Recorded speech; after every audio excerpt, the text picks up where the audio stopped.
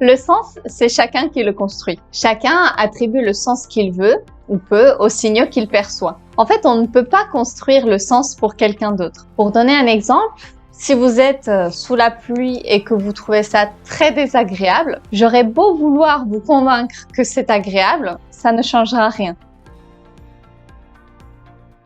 Mais bien sûr qu'on peut faire quelque chose. En fait, on doit mettre en place les conditions nécessaires à la création de sens. Il y a de nombreuses études qui ont montré les caractéristiques d'un travail qui a du sens.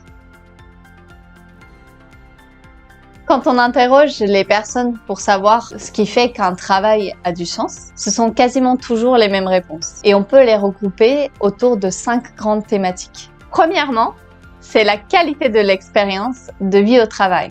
Et dans cette catégorie, on peut réunir le management, les interactions, le poste, la sécurité physique ou psychologique. Deuxièmement, c'est la possibilité d'apprendre et de se développer.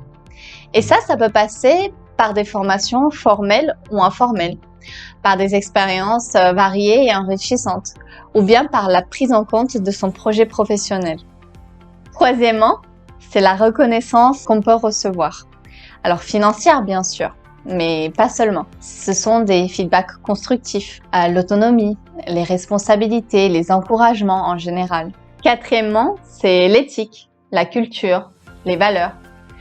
En fait, il ne s'agit pas seulement de prôner des valeurs, mais il faut bien les incarner et de les mettre en œuvre. Et enfin, la 5e dimension, c'est l'utilité sociétale et sociale. Ça, c'est la perception qu'un collaborateur va avoir de la contribution de son entreprise à son écosystème.